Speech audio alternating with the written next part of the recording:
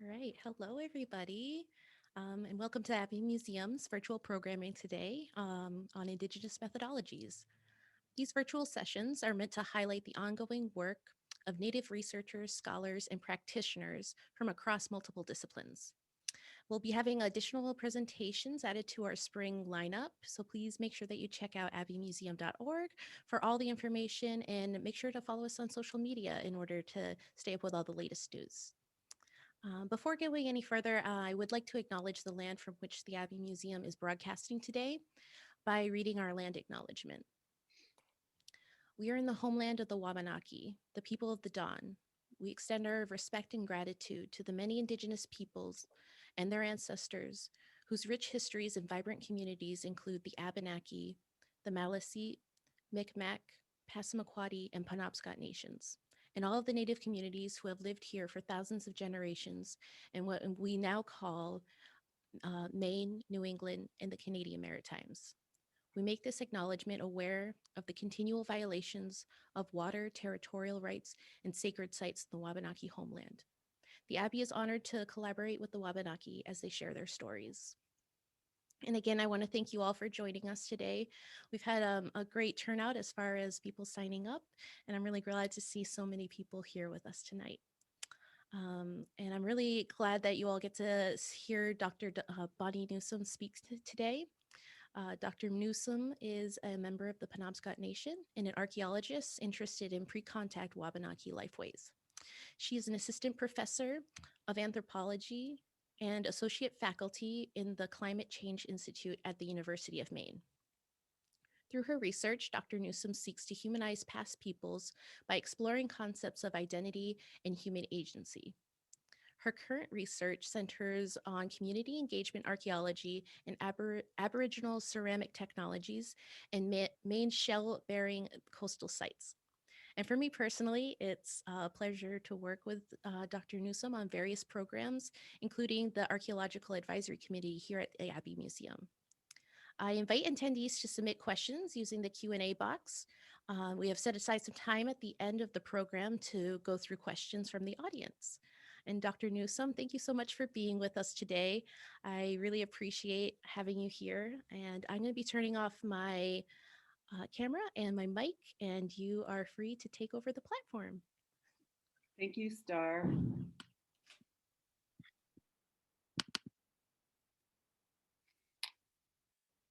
Dengok, Paninil Pliwis, Naga Panawapskaunil, Naga Eduwalida Hazibemkiska. Greetings, my name is Bonnie Newsom, and I'm Penobscot, and I'm very happy for this day. And thank you all for coming.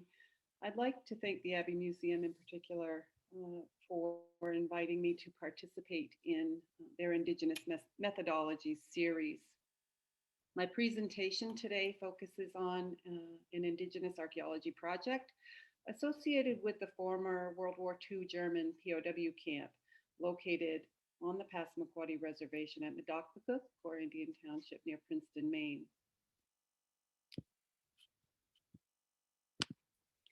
Many of you may be familiar with the Indigenous peoples of Maine, but I thought it important to share some contextual information.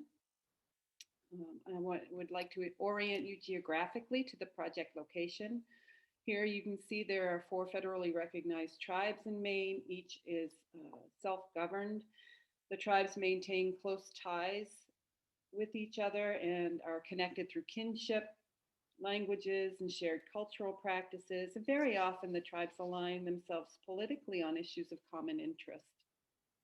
Collectively, we refer to ourselves as the Wabanaki, or people of the Dawn, and this term connects us to our homeland on the East Coast. The Passamaquoddies have 2 U.S. reservations in eastern Maine, and the World War II German POW campsite was located here at the northernmost Passamaquoddy Reservation at Indian Township.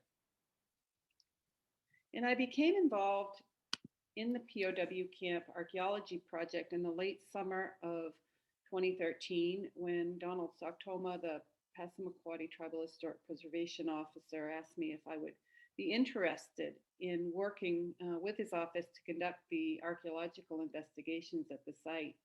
Um, and at that point, his office had done some preliminary background research on the site and conducted some oral interviews with community members about the site. And I have to admit that I was a bit reluctant to take the project on initially because I'm most experienced with indigenous um, sites pre-contact times here in Maine. And I wasn't sure that I would be able to do the site justice. And however, I was attracted to the project because Donald wanted to incorporate some archaeological training for tribal members. And this is something that I'm quite passionate about.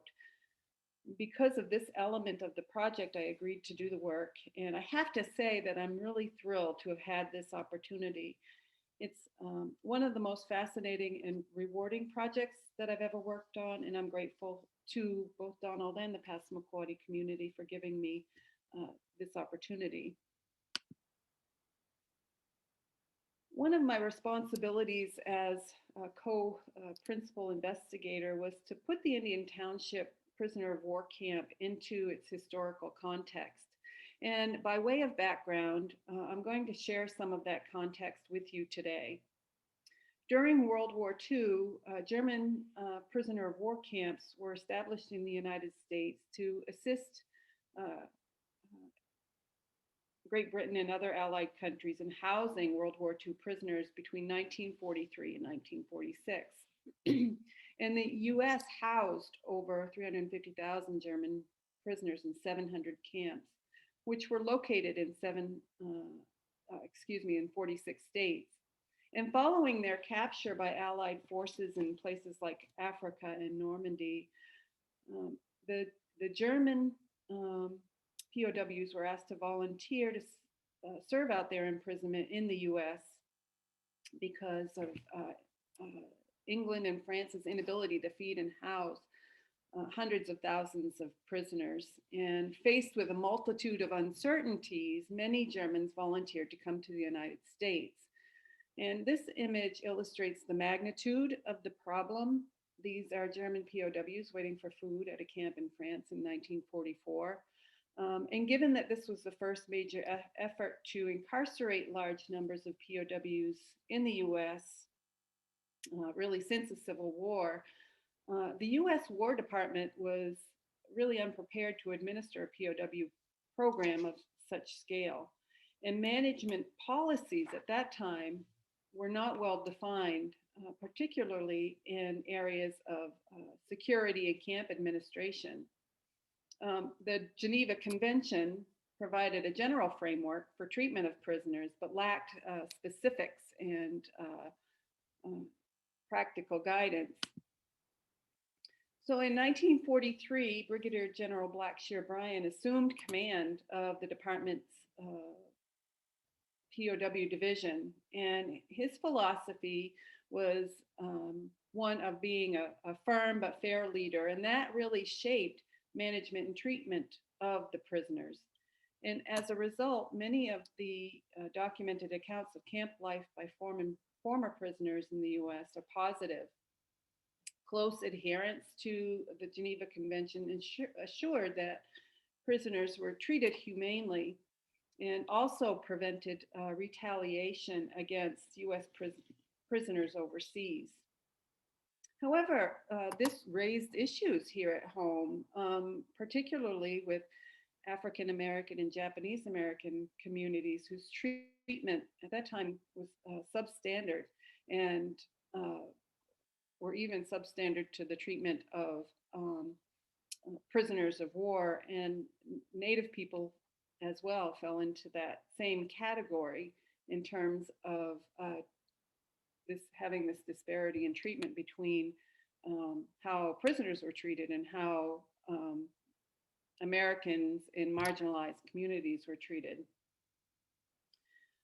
I do suspect that there was some resentment of prisoners in Maine, and many in a number of Native families, for example, had family members serving overseas in support of the US war efforts.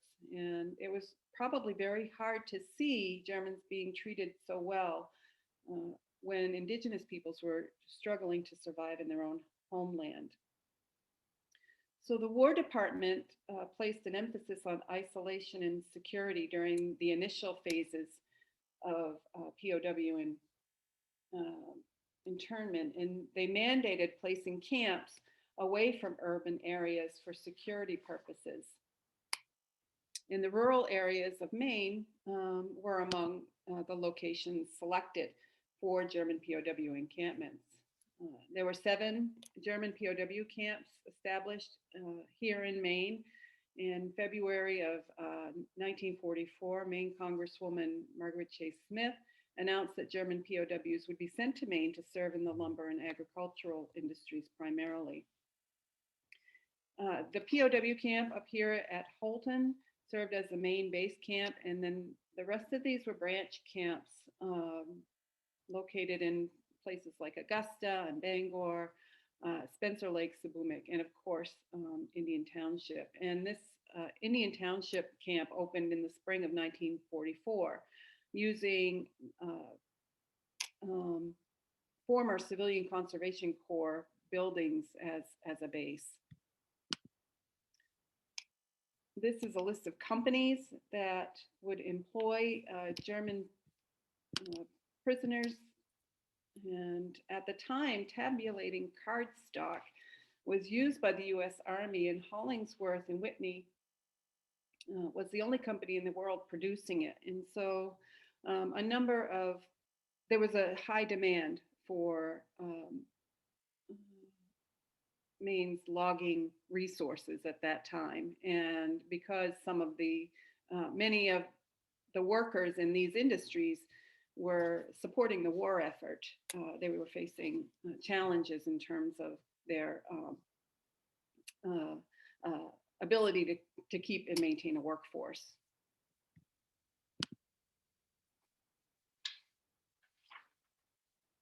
So the POWs were transported to Boston by boat and then put on trains to Maine. When asked about his arrival in the United States, Hans Kruger, a former POW at Holton, Maine, writes, landing in Boston around August 10th, 1944, on a very sunny day. At shore, we were given immediately a hot shower, attended by very friendly people holding hot towels. And my first impression of the US was, brothers, this is the life. Why did I not know earlier about all this? The few personal belongings like family pictures were taken away, and I got mine back only after trying and asking for about another year. So Matheson indicates that the initial group of POWs at Indian Township was made up of fairly young individuals, young men ranging from between 15 and 20 years old. Many of the prisoners in Maine came from rural farming areas in Germany, and similar to many of the camps across the US, the POWs at Indian Township were young men without strong political views. And there were both Nazi and anti-Nazi factions in the camp. However, Maine needed laborers to work on farms and in the woods. And they needed folks who were prisoners that didn't need a lot of supervision. Prisoners who were disruptive tended to be shipped to higher security camps. And camp inspection records show that inspection records from 1945 show that Indian Township camp housed roughly 247 prisoners with camp staff consisting of 4 officers and 37 enlisted personnel. As I mentioned earlier, most documented accounts of camp life by former prisoners held in the US are fairly positive. In addition to being provided the basics, prisoners also had ample leisure, cultural and educational opportunities. Again, the philosophy of the United States military was that if US treats German POWs well, then US POWs in German camps would be treated well. And so prison camps were around the country were equipped with libraries, and prisoners were afforded opportunities um, to take classes in a variety of subjects, including English and math, American civics, geography, and science. And if a prisoner wanted to take a particular course that wasn't available at the camp, they could take correspondence courses. And here in Maine, the University of Maine supported educating the prisoners in that way. And so the rationale really for providing prisoners with an American education revolved around encouraging democracy among them. And here's a photo of prisoners getting a haircut, and this is the PX, or the exchange at the Holton facility. Art figured prominently in the lives of many prisoners and served to fill downtime. Painting and woodworking were among some of the activities that prisoners engaged in. Additionally, prisoners had access to musical instruments. Camp bands, orchestras were also fairly common. They played sports and participated in theater events. And these are two examples of prisoners' work from Maine.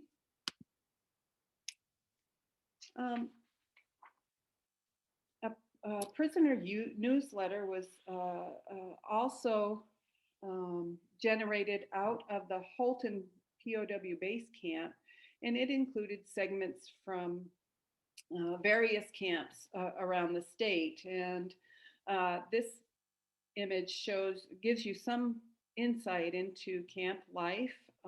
Der Wachter is referred to, that translates as the guard. And you can see here they discuss their sports competitions.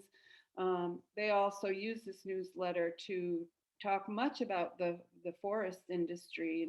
And here you can see some instructions and information on felling a tree, for example. And this is an image of what's referred to as the reading room. So again, they had access to libraries, and as a way of spending their downtime. Prisoners were not mandated to work beyond the requirements of sort of routine camp duties, but many chose to do so to earn wages, and they were paid in canteen vouchers, which they used to purchase items from camp stores. And these stores really provided necessities such as toiletries, but they also provided things like candy and books and beer and tobacco.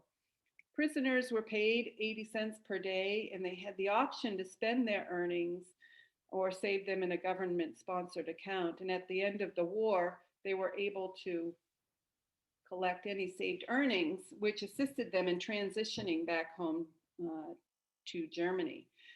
At Indian Township, to fulfill their work requirements, the prisoners engaged in logging activities roughly 6 days a week and 7 hours a day. And they were picked up at 6 a.m. by timber company trucks and transported to work sites accompanied by armed guards.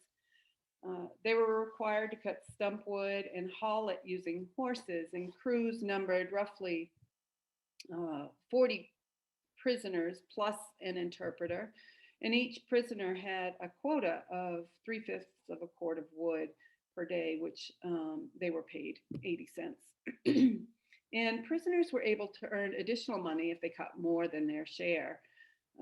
In total, according to Austin Wilkins, German POWs in Maine cut over 30,000 cords of wood between 1944 and 1946. So I want to turn now to the archaeology project. And the archaeology work at Indian Township POW camp was part of a larger Department of Defense cleanup effort. And it was designed to locate and remove small caliber ordnances that may have been left as a result of the POW camp being there. The archaeology project was carried out using an Indigenous archaeologies framework, and this is archaeology with and for Indigenous peoples, and implicit in this is an archaeology that is informed by Indigenous values and agendas. In applying this approach, I worked closely with Donald Sochtoma at the Passamaquoddy Historic Preservation Office in the research, design, project planning, and implementation. And the result was a project designed to build tribal capacity through archaeological skills development and training within the Passamaquoddy community. And so affording Indigenous peoples opportunities to explore archaeology and gain skills in archaeological inquiry was designed to create a space where Indigenous knowledge is valued and archaeological expertise begins to blossom. And we also, through this process, we also see community leaders emerge in the field of archaeology. In the last couple of decades, there's been a positive shift in the discipline to acknowledge Indigenous rights relative to management and interpretation of heritage places and archaeological sites. I think this project is representative of this trend. In fact, this project is the first archaeological field project in Maine to be carried out by a crew comprised entirely of Wabanaki people. And I find it a little ironic that this milestone occurred in what most would view as a non-native site. But what we'll see is that it's much more multicultural than that. So the objectives for the work with the Passamaquoddies included collecting a representative sample of some of the cultural material associated with the German POW camp. We also wanted to assess the integrity of the site. Was there anything salvageable from the site, for example? We wanted to provide Passamaquoddy tribal citizens with training in archaeological field methods and data recovery and resource management. And then also we wanted to investigate and assess areas of potential archaeological sensitivity based on electromagnetic metal detection and ground penetrating radar surveys. And these were two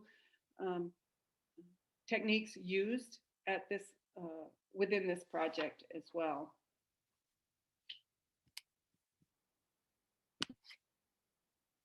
So the project included personnel with varying levels of archaeological and life experiences.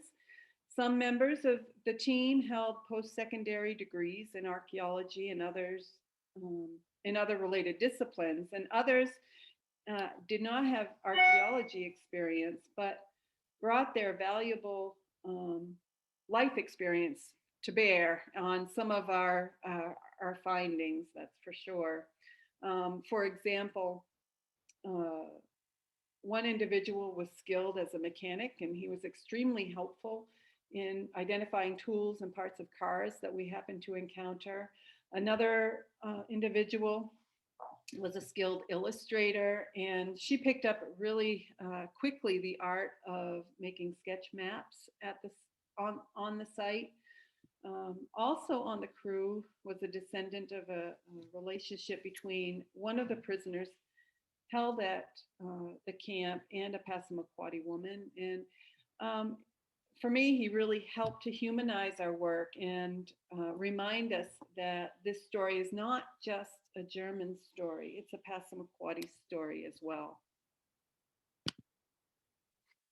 The crew members received instruction in archaeological methods with an emphasis placed on archaeological excavation techniques. We described stratigraphy, did standard record keeping. We set up archaeological transects and identified artifacts. And as I mentioned before, we did mapping as well. In addition, one crew member with a post-secondary degree in archaeology at the time gained experience in supervision and management of an archaeological team. And I'm pleased to say that that person is now a graduate student at the University of Maine pursuing her PhD. And so by using an Indigenous archaeology's approach, this project provided the communities with some foundational, albeit, some kind of Western types of techniques. But these are foundational for them to build capacity in archaeology while also accomplishing the tasks necessary for understanding the history of the German POW camp at the site. The site of the former POW camp is situated on a 9-acre residential parcel west of US Route 1. Currently, there are 8 buildings on the site. Most are residential structures occupied by Passamaquoddy tribal members. And the tribal housing office is also located on the parcel as well. You can see here, this is the area where the excavations took place and where the former POW camp was. So the US military constructed the camp using existing structures previously built for the Civilian Conservation Corps. And the CCC used this location in the 1930s, and it served under the supervision of the Maine Forest Service. And CCC camps were generally constructed using a military camp model, and they often included barracks and mess halls and infirmaries and recreation buildings and latrines and all of those things that you would need.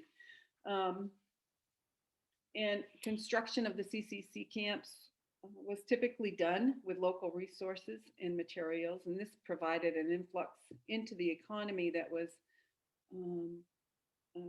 essential during that time. And the camp at Indian Township housed the 192nd Company, also called Camp Far East. And it focused on forest resources and construction of trails, roads, and recreational facilities. The CCC camp closed in 1941, but it's not uncommon for tribal lands to have been used as a CCC camp base. And I've had a number of colleagues who have referenced CCC camps on Indigenous territory or Indigenous lands.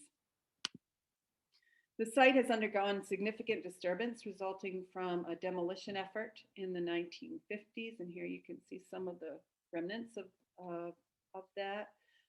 When the site was demolished, soils and other debris were bulldozed into a berm west of the site.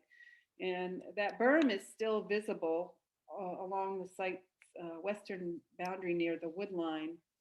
And in addition to this kind of level of disturbance, the site has also been disturbed by residential construction and utilities installations and upgrades. And so this has really impacted the integrity of the site in ways that inhibits, a real solid archaeological interpretation. This is a graphic illustration of the POW camp layout developed by the Passamaquoddy tribe. The encampment consisted of 30 buildings, which included barracks and a mess hall, dispensary, officers' quarters. There was a post exchange and rec room. And there are also towers and security fencing around the facility. And here's an image of a model of the POW camp. Currently, this model is at Indian Township Museum, and currently only 2 buildings remain: the former dispensary and an orderly room. All other structures at the site were either destroyed or moved to other locations in Princeton, Maine. And building 15 and 12 are the ones, and I'm pretty sure those are the ones that are still standing today in this location. So this image shows the areas of concentration for munitions recovery and investigations. And these were selected, these areas were selected because of their proximity to former guard towers at the site. Archaeological investigations occurred both within these study areas as well as in areas identified through consultation with the Passamaquoddy Tribal Historic Preservation Office. So our archaeology included areas here, but we also did archaeology testing in other areas in the site. Part of the overall cleanup effort included a field walkover survey, and numerous items were collected from the surface of the site as well.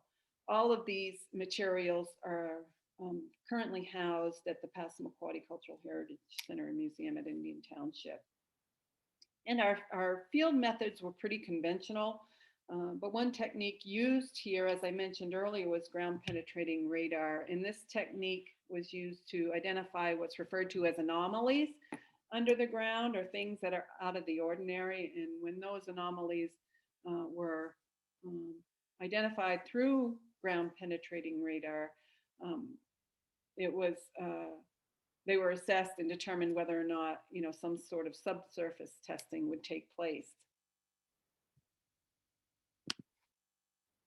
In several areas, we conducted what's referred to archaeologically as phase 1 testing, and this was designed to sample areas of the site for archaeological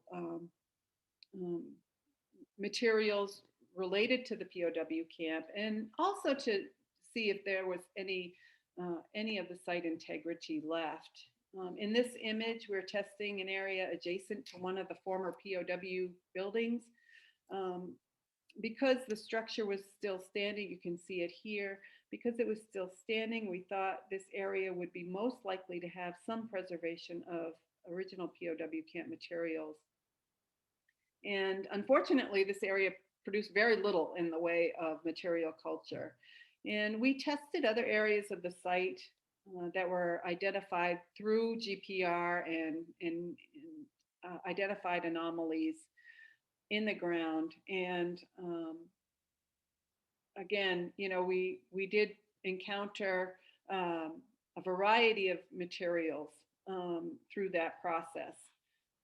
And by using this kind of comprehensive approach, we did recover quite a lot of material.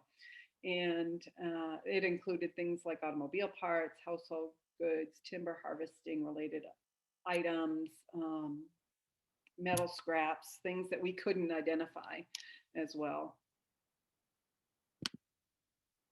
So in terms of the material culture that we recovered, we classified it into 3 general categories, and that includes housing or household items, forestry, and horsemanship items. And the slide here shows some of the household items that or house-related or structure-related items that may be attributed to POW camp structures. And they consist of a plumbing pipe and multiple pieces of an iron stovetop. And the images accompanying these artifact photos are from a POW camp at Spencer Lake. And you can see here the stoves here and exposed plumbing here. Given that these camps were likely fairly uniform in terms of construction and what they offered for prisoners, the Indian Township camp probably had similar facilities to those you see here.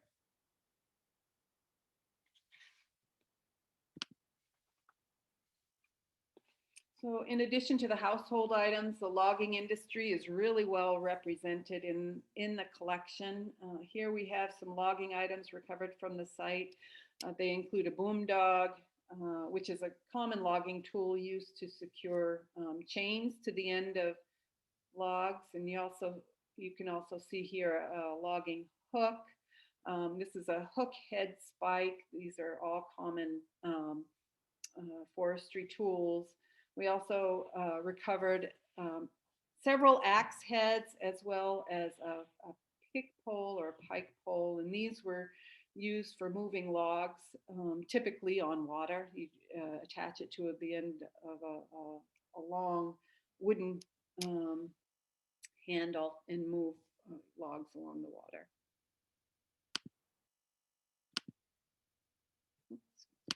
Back up. We also recovered this crosscut saw, and this was probably one of the largest items we recovered. There were parts of a sawmill at this location as well.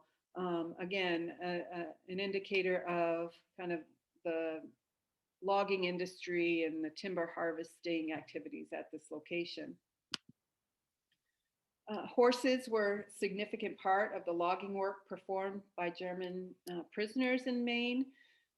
In an account to Austin Wilkins, Robert Ledbetter, who was a former employee of Great Northern Paper, shared that the prisoners working at the Passamaquoddy Maine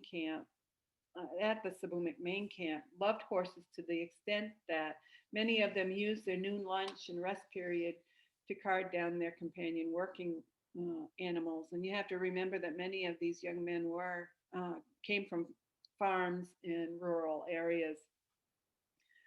Pictured here is a straight bar snaffle bit, and these bits were commonly used on draft horses. They're easy to hand forge, so they're frequently made and used on family farms.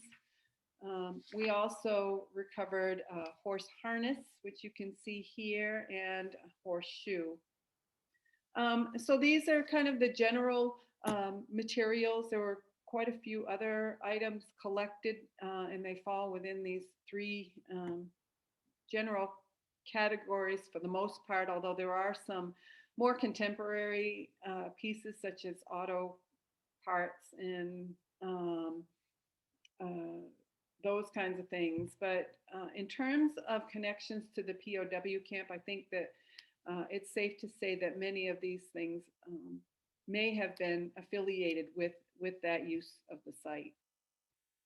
I want to turn now to the backstory, because in my title, I talked about, I mentioned the story and the backstory. And a good archaeological survey or research requires really a thorough understanding of land use over time. And one of my biggest challenges in this research was sorting out how this parcel of land came to be under the control of the federal government. And we have all heard anecdotally how, Maine took the land and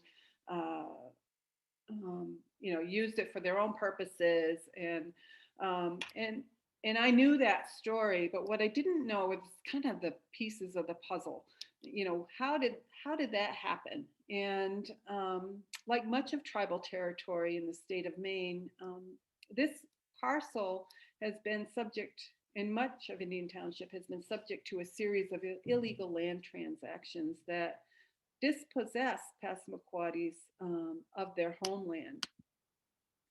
And so this is from, here are some key points in that land alienation, and this is from Callis in 1971 wrote a report on Indian Township land issues.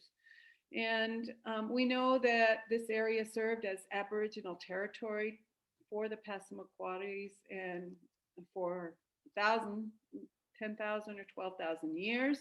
And so how this land becomes part of the federal government requires an alienation in that connection, or a severance of that connection.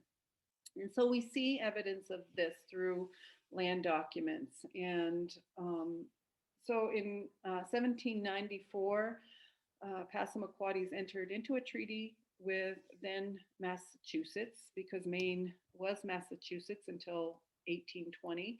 And that reserved for the Passamaquoddies 20,000 acres in the township, along with some islands in the St. Croix and on Big Lake. Well, in 1820, Maine became a state, and what happened during that time is Maine assumed control and authority over Passamaquoddy lands, and there are a couple resolves that uh, uh, illustrate that. In 1832, Maine resolved authorizing sale of lots to non-Indians, and in 1836 as well, uh, there was another Maine resolve authoring a state land agent to sell all of Indian Township, and this was repealed in 1837. So, based on land documents, you know, following the original acquisition, ownership of the land changed multiple times, residing primarily with non-tribal landowners. Um, and between 1946, or excuse me, 1929 and 1946, the time when the POW camp was established, land titles indicate that the land was owned by a person by the name of Earl Spalding, who was affiliated with what's referred to as the Passamaquoddy Land Company. And Spalding actually played a role in the design and construction of a University of Maine forestry camp at Indian Township as well. So in 1836, 1863, a resolve, the legislature passed a resolve authorizing William Dana to survey lots on both sides of the road, and 17 lots were alienated, and 11 of those represent 999-year leases. This is the map from the William Dana survey, and you'll note that the lots where the POW camp was are highlighted here in red. And so these were slated to be removed from Passamaquoddy possession way back in the 1800s. And I think it's important to point out here that none of these decisions were made by the Passamaquoddy peoples themselves. In fact, in 1885, tribal leaders protested these land transactions, citing broken treaties. And so this struggle had, way before the land claims, this struggle had been ongoing. In addition to kind of these illegal land transactions, we also see a shift in how the state of Maine engages with tribal people in the state. And the state took a very paternal role with the Wabanaki tribes and positioned them as wards of the state. And responsibility for Indian affairs shifted over time, and it started with the governor and executive council. And you'll note here that it shifted to the forestry department in 1929. And this is quite telling in terms of how the state of Maine viewed Native people at that time. Here you have a community of people whose affairs are falling under a natural resources department. And so I think that points to how the state viewed the tribe and tribal homelands. In 1932, it shifted, Indian Affairs shifted to the Department of Health and Welfare. And there was a land office at this time, which was charged with sales of timber and land leases. And so in those timber and land leases, shifted to the Health and Welfare Department in 1938. And then in 1941, the Forest Commissioner regained authority to sell or lease Indian lands and timber. So you can see here how the relationship between the state of Maine and Passamaquoddy Forests and Passamaquoddy people unfolded through these kind of not only illegal land transactions, but how the Indian affairs was situated within state government. Another piece of the puzzle here is the University of Maine, particularly the University of Maine Forestry program. In 1905, Gordon Tower, who was a professor of forestry, spent a summer at Indian Township with 4 students. This is well before the POW camp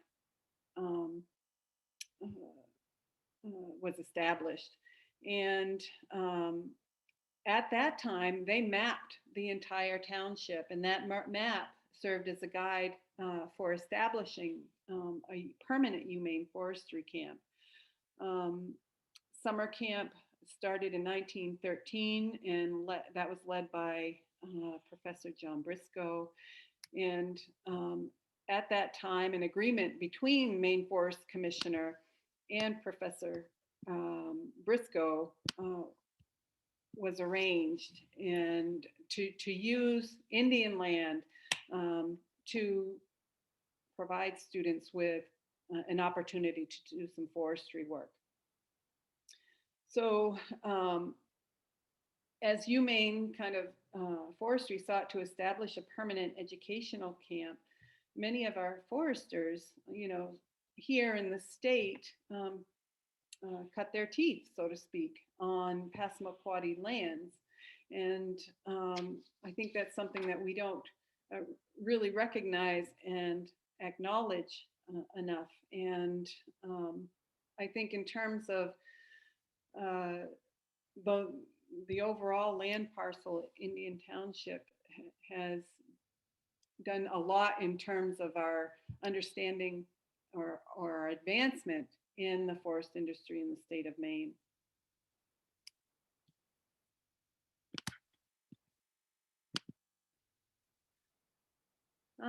Again, here's another indicator of kind of the relationship between the Maine Forest Service and their role in Passamaquoddy affairs. This is out of the Department of Forestry. It's a history of the Forestry Department at the University of Maine.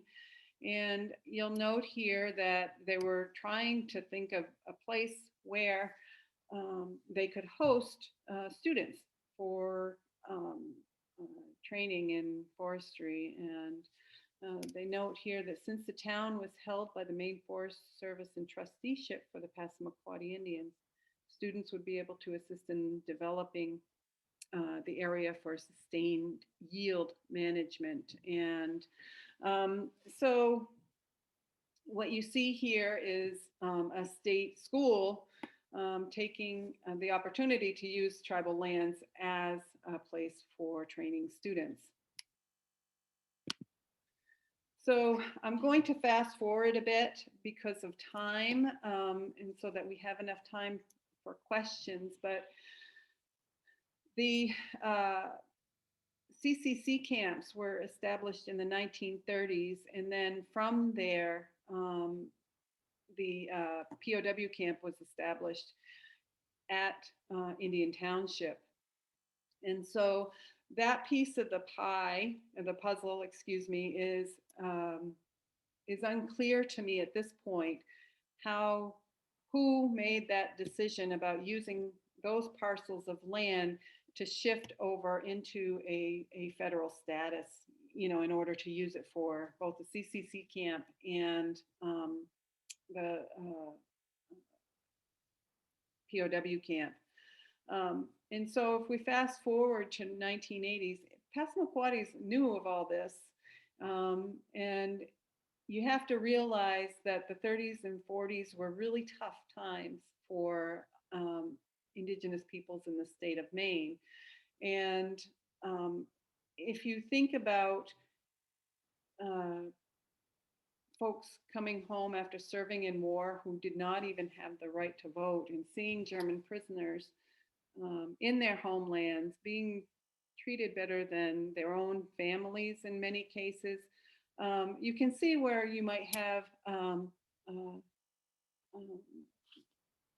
some frustration, among other things, uh, on the part of the Passamaquoddies. It must have been a very, very difficult experience for them to see that.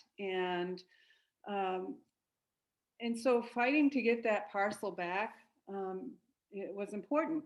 And in 1980s, it was really Indian Township that kind of kicked off the Maine Indian Claims Settlement Act, and they fought for acknowledgement of their treaty rights.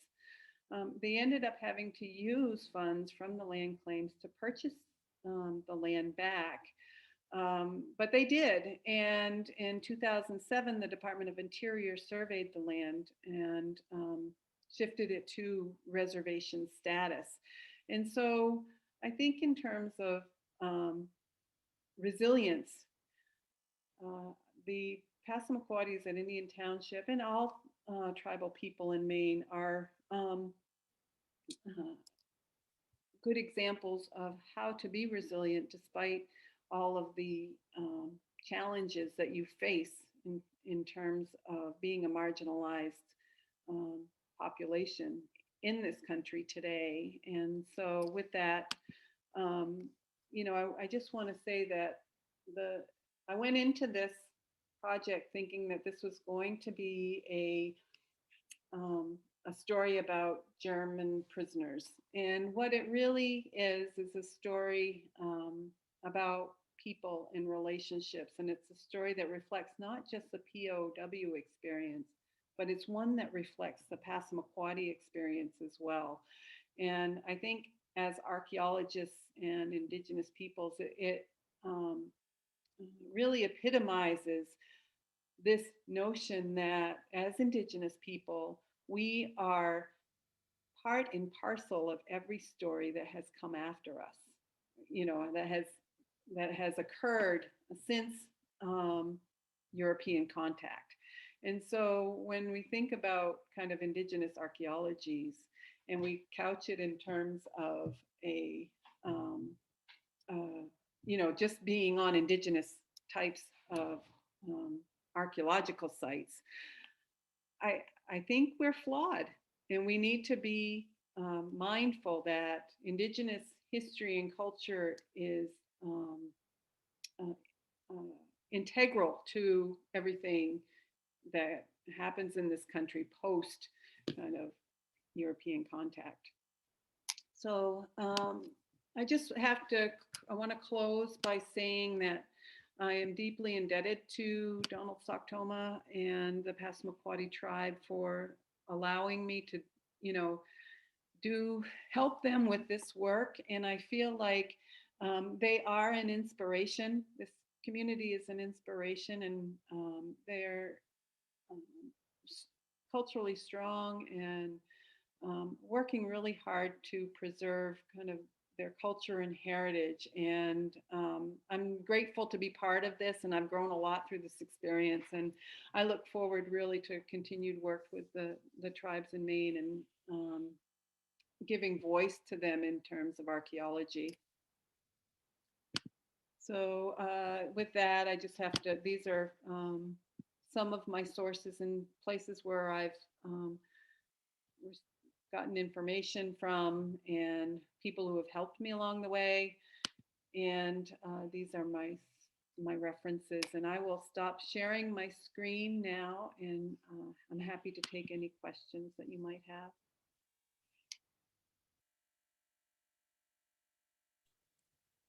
All right. Thank you so much, Bonnie. Um, we do have several questions, Okay. and let's see. So let's get started. What can we tell about the POW camp from archaeology that we can't know through a historical approach alone? Well, I think in terms of looking at the material culture, one of the things I expected to find was military stuff, right? We didn't find any military stuff except for one. It was called a flag flow pipe fitting, and that pipe fitting had been used in um, uh, Navy ships and other places. And so that was really the kind of one connection to this whole military concept. I think in terms of archaeology and what it does is it brings this material to life, and it allows people to engage with it in ways that um, can uh, not only bring up memory, but can confirm, yes, that these um, horses and this horsemanship was part of the POW experience. And here we have evidence of it beyond kind of the written record, which is often skewed by, those in power and those who have the opportunity to write about these things.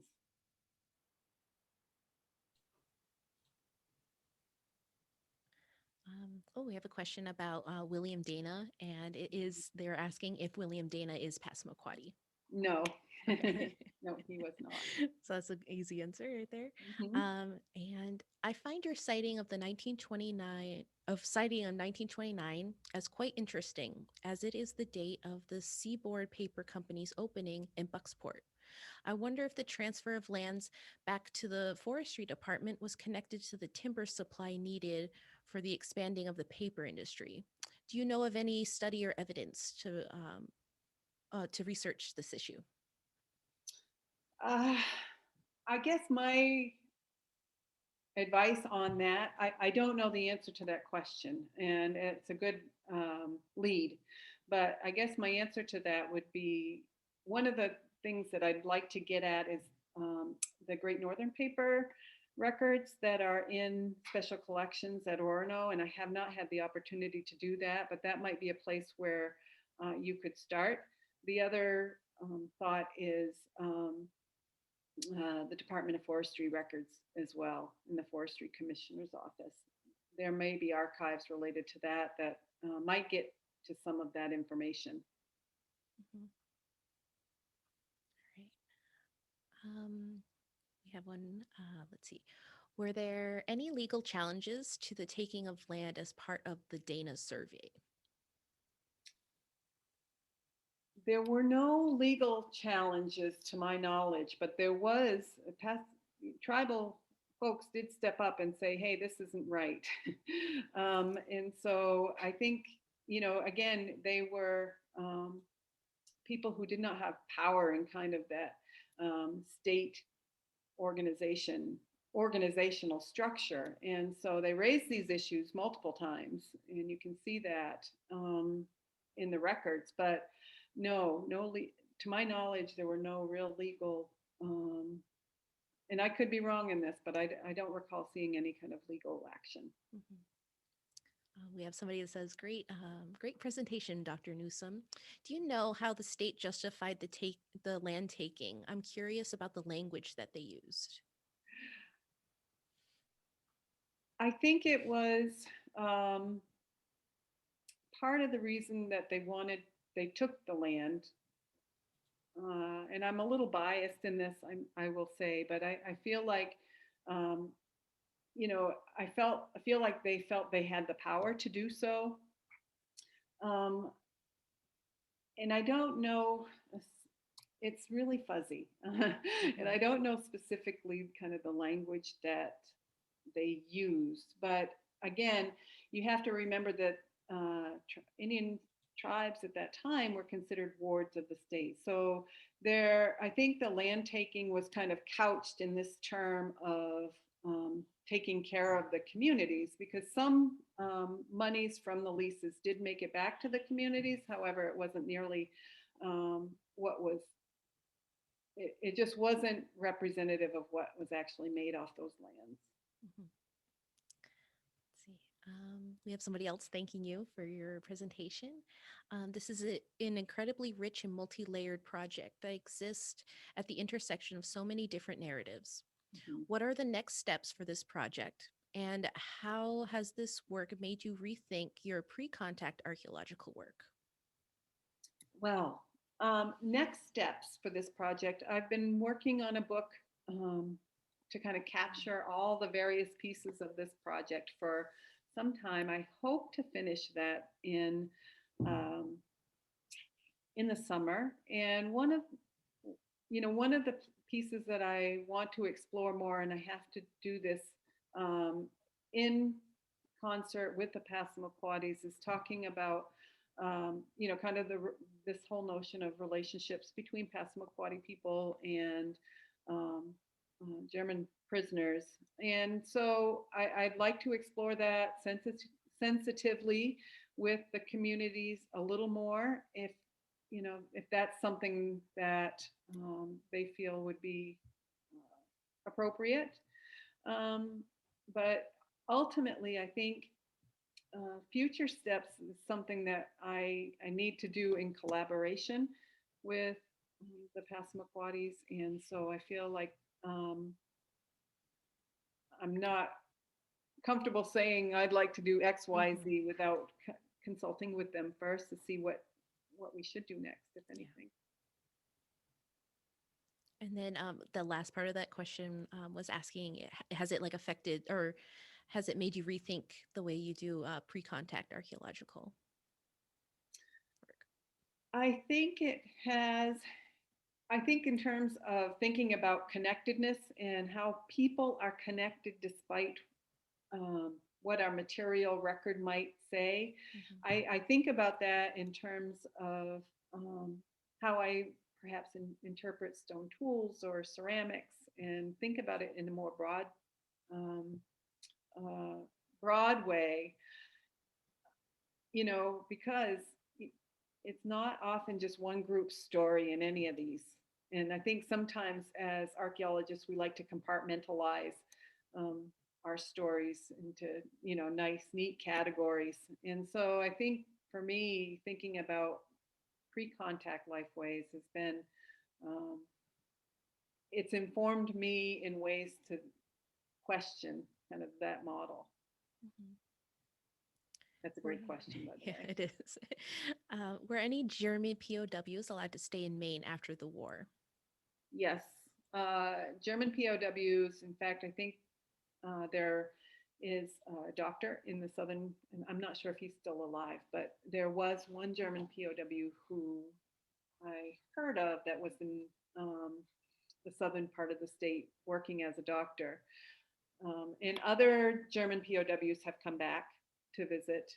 And I know that at the Holton um, base camp, there was a reunion of German POWs who came back. And yeah, it wasn't uncommon, I don't think, for people to stay. Mhm. I think they probably had to be shipped over and come back first. But yeah, it's, uh,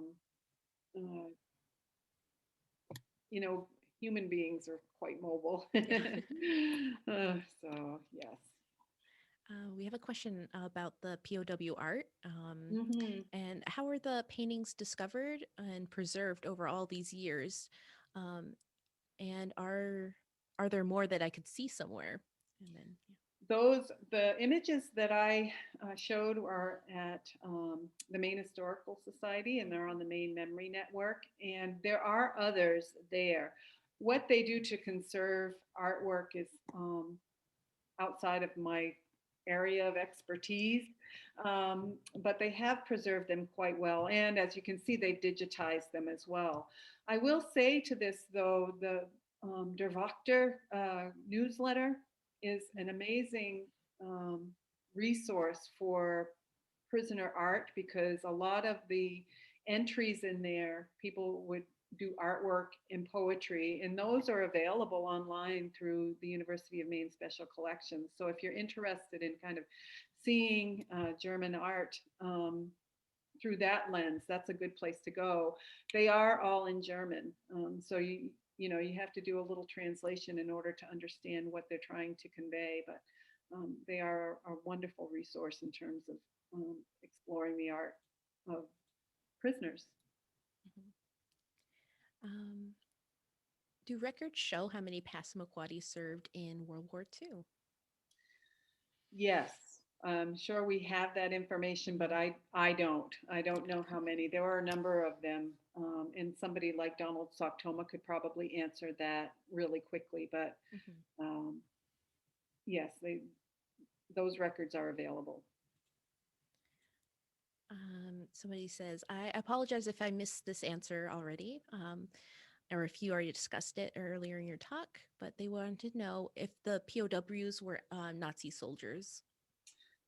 No, there were Nazi factions and and non-Nazi factions, and sometimes, Germans would we lump them all together under this Nazi label, and that's not always the case. That was not always the case. In fact, those who had strong alliances to Hitler at the time, kind of the Nazi factions, were often kept in higher security camps than what we see in other um, in kind of the rural areas of Maine. Now, that's not to say there weren't um, members of the Nazi factions in places like Indian Township and other camps in Maine.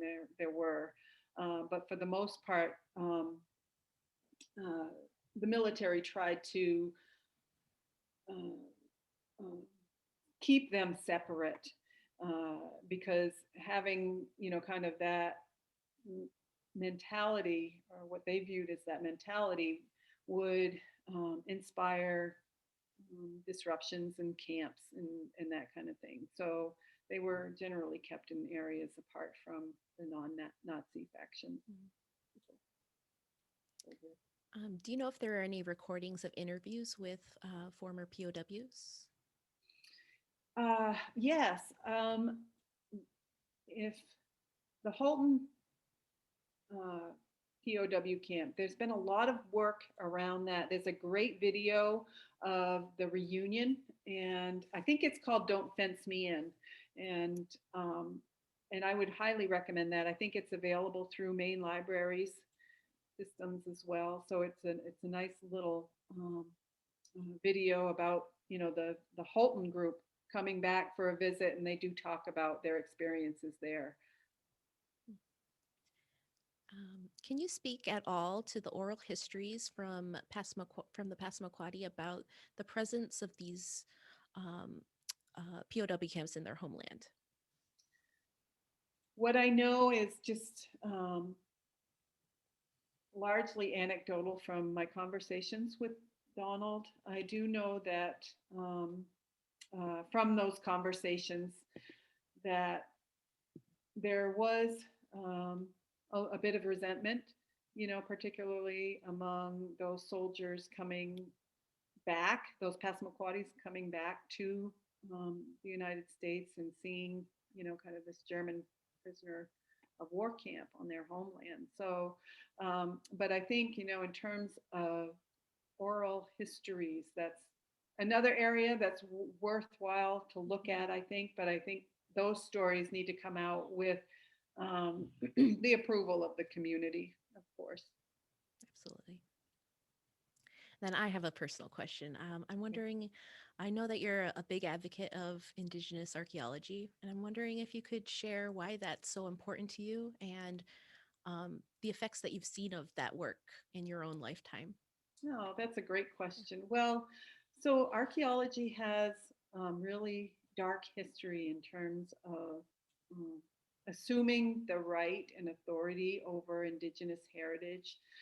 I was in a talk recently, and I think um, most of the archaeological work done in this country is connected to Indigenous lifeways, and only 1% of the archaeologists doing that work is, are Indigenous people.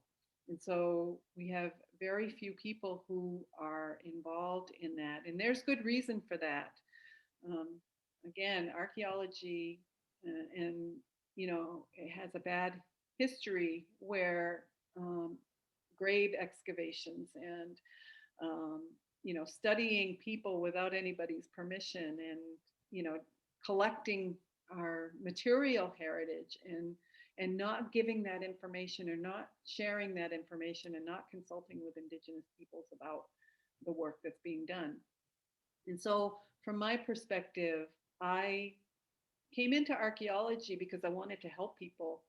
I was originally a social work major, and because I wanted to help uh, in some form or fashion. And I took an archaeology class, and it was the professor actually said, um, archaeology needs some Indigenous peoples to shape it. And so I took a field school with the Abbey, and here I am, 20 some odd years later doing this work, and I have seen a lot of really positive change in how Indigenous archaeology has unfolded both here and nationwide. When I went into archaeology, I went into it um, to do that kind of community work.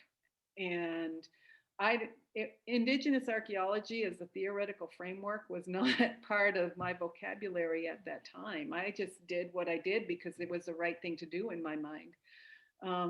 And so, uh, since that time, the discipline has evolved in ways that are um, more appropriate and more just.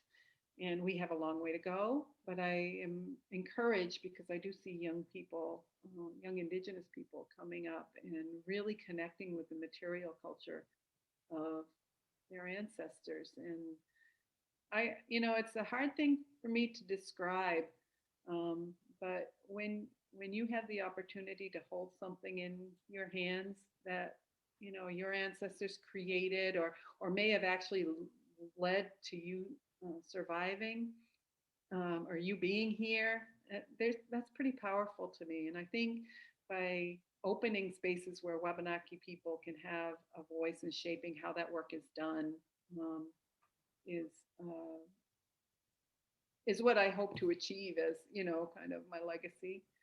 And so that's a long answer to your question, but I do love what I do, and I love being able to change the discipline. I appreciate that. Thank you for your answer. I also wanted to just mention that Lynn Mitchell in the audience has submitted. She wanted to let everybody know that in 2016, six Passamaquoddies were honored and recognized during a ceremony at Motahkokmikuk. And I am assuming that she means some veterans, Mhm. Passamaquoddy veterans. So I wanted to let people know about that since she was kind enough to share that. Um, Yes, to that, oh, there are some really great, the Tribal Historic Preservation Office um, has some really wonderful YouTube videos on veterans and veteran stories. And sometimes I will include those stories within the talk about the POW camp, just to show a contrast of, kind of what was going on here and what people were experiencing in other places. And, how um, the Passamaquoddy experience uh, relates or is how what it looks like in regard to some of the other experiences. So I would encourage um, anyone who's interested to check out Donald Socktoma's YouTube channel. There's a lot of good veteran videos there. They've done a lot of good work in that regard. yeah. And one final question that actually got texted to me at the beginning of the broadcast are there any similar efforts to study other POW camps in POW campsites in Maine? Not archaeologically, to my knowledge. I know that there's been some work at the Spencer Lake Camp. I think there's been some youth group um, kinds of work and some historic document reviews in on that camp specifically. But in in terms of archaeologically, no, I don't believe there's been any other archaeological work. Okay. Well, that is it for questions, but I did want to let the audience know that this recording will be available on the Abbe Museum YouTube channel at the end of the week. And I have a special plug for all the Portland Public School educators. You've been requested to email Fiona Hopper following this presentation so that you can get your SCH certificate. And Bonnie, I want to say thank you so much for being with us today. Oh, it was my pleasure. Yeah. And I really appreciate everything that you had to share with us. And as always, I'm just really in awe of the kind of work that us Indigenous people can do when we lead our own projects and when we lead our own research and when we become those practitioners within our own communities. So I want to thank you, and I want to thank the audience for being with us today. Thank you all for joining us, and please make sure you come check out the next Indigenous methodologies, which will be posted on our website. So make sure you check out our calendar.